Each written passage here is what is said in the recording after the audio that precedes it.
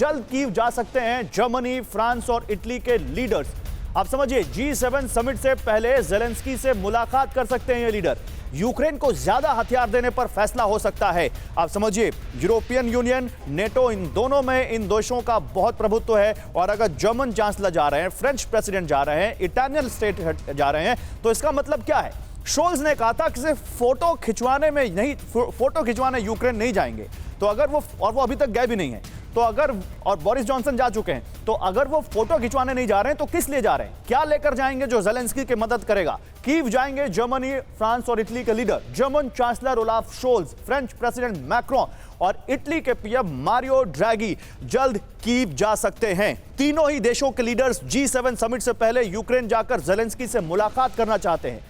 जब यूक्रेन अपने पूर्वी इलाकों में रूस से जंग हारता दिख रहा है, तब तीनों देशों के लीडर्स की कीव विजिट काफी अहम है। यह अभी साफ नहीं है कि जर्मनी, फ्रांस और इटली ने यूक्रेन को और ज्यादा हथियार देने का फैसला किया है। कुछ दिनों पहले ओलाफ शोल्ज ने कहा था कि वो यूक्रेन सिर्फ फोटो खिंचवाने के मकसद से नहीं जाएंगे। तो भाई साहब, मकसद क्या है? क्या लेकर जाएंगे? बड़ी बड़ी तोपें लेकर जाएंगे? कोई यहां पर एयरक्राफ्ट लेकर जाएंगे? क्या लेकर जाएंगे जो जेलेंस्की के काम आएगा? क्योंकि जेलेंस्की को केवल और केवल हथियार चाहिए। आइए एक और पॉइंट आपके सामने रखते हैं इसी से जुड़ा हुआ। जर्मनी में यूक्रेन के एम्बेसडर देर से हथियार देने पर नाराजगी जता चुके हैं। यूक्रेन के एम्बेसडर ने कहा कि हमें हथियार देर से मिल रहे हैं, इससे हम पिछड़ रहे हैं। जेलेंस्की ने भी जर्मनी के प्रेसिडेंट को कीव आने से मना कर दिया था। ओलाफ फिर बाद में जैसे जैसे तैसे चीजों को संभाला गया। तो क्या यहां पर कुछ ऐसा है जो इन देशों के बीच पक रहा है? फ्रांस की बात करते हैं। यूक्रेन और फ्रांस के बीच क्या कुछ घट रहा है? मैक्रोन ने पिछले हफ्ते ही जेलेंस्की और पुतिन से फोन पर बात की। फ्रांस के प्रेसिडेंशियल ऑफिस ने कहा कि यूक्रेन को रूस के खिलाफ युद्ध जीतना जरूरी है। अब इटली का भी इक्वेशन देखिए यूक्रेन से। इटली लगातार यूक्रेन का समर्थन कर रहा है, लेकिन वो रूस के खिलाफ खुलकर नहीं उतरा है जितने अग्रेसिव जर्मनी और फ्रांस हैं। जंग की शुरुआत से अब तक इटली ने यूक्रेन को बहुत ज्यादा हथियार भी नहीं दिए हैं। तो कुछ सवाल यहां पर उठते हैं। क्या यूरोप की त्रिमूर्ति यूक्रेन के साथ है? क्या यूरोप में Germany, France plus Italy plus Ukraine versus रूस का मोर्चा खुलने जा रहा है? क्या जर्मनी, फ्रांस और इटली खुलकर यूक्रेन का साथ देने का फैसला कर चुके हैं? क्या जर्मनी, फ्रांस और इटली अब खुलकर रूस के खिलाफ इस जंग में उतरेंगे? क्या जर्मनी, फ्रांस और इटली ने रूस पर अपनी एनर्जी की निर्भरता कम करने का विकल्प ढूंढ लिया है? यह पांचवा सवाल मेरे लिए सबसे बड़ा सवाल है और मैं ये सीधा सवाल लेकर जाना चाहता हूं एम्बेसडर मल्होत्रा के पास। एम्बेसडर मल्होत्रा, जब हम सब ये मान रहे हैं कि विंटर्स जैसे ही आएंगी ये यूरोपियन मुल्क अपने घुटनों पर होंगे अगर इन्होंने एनर्जी का कोई विकल्प नहीं ढूंढा, उसके बाद ये कीव का दौरा, ये कौन सी जियोपॉलिटिक्स है? जरा समझाइए जरा हमें। देखिए गौरव, इसमें दो राय नहीं है कि यूरोप अपनी डिपेंडेंस रशिया पे कम करने की दिशा में काम कर रहा है, लेकिन ये डिपेंडेंस ओवरनाइट नहीं खत्म हो सकती। मुझे नहीं लगता कि ये तीनों लोग जो किसी ऐसे इरादे से गए हैं कि इस युद्ध को आगे बढ़ाने की दिशा में काम करने गए हैं या कुछ ऐसे प्रपोजल्स लेके गए हैं। अभी तक जो हम जानते हैं वो सिर्फ ये है कि जून के एंड में G7 की समिट होने वाली है, तो 1-to-1 बैठ के शायद वो बात करने की कोशिश कर रहे हैं जेलेंस्की से। जेलेंस्की की बहुत सारी शिकायतें और बहुत सारी डिमांड्स हैं।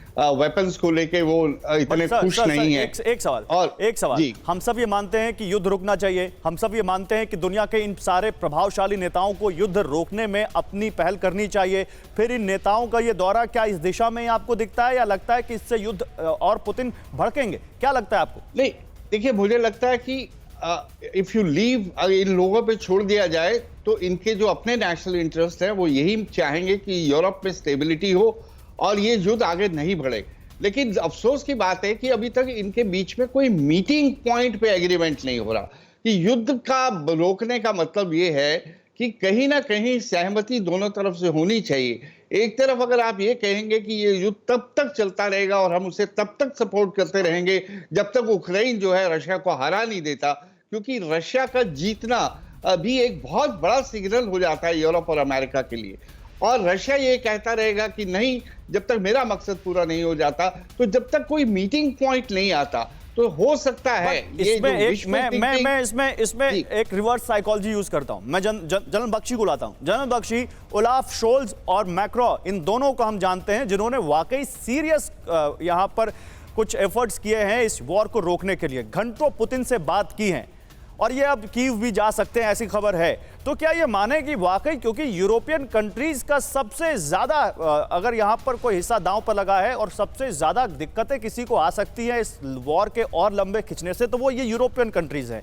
तो ये कोई आपको लगता है कि शांति का यहां पर, क्योंकि ज़ेलेंस्की भी बड़े रिजिड है, वो कह रहे हैं कि हम रूस की शर्तों पर शांति वार्ता नहीं करेंगे, तो क्या ज़ेलेंस्की को मनाने के तहत भी इस विजिट को आप देख सकते हैं कि जाएं, उनको बताएं कि भाई अब वॉर खत्म करो, अब बहुत हो गया? देखिए, आपने बिल्कुल सही फरमाया कि सबसे ज्यादा इस जंग का नुकसान इस वक्त यूरोप के देशों को है, जर्मनी को है, तुर्की को है, फ्रांस को है।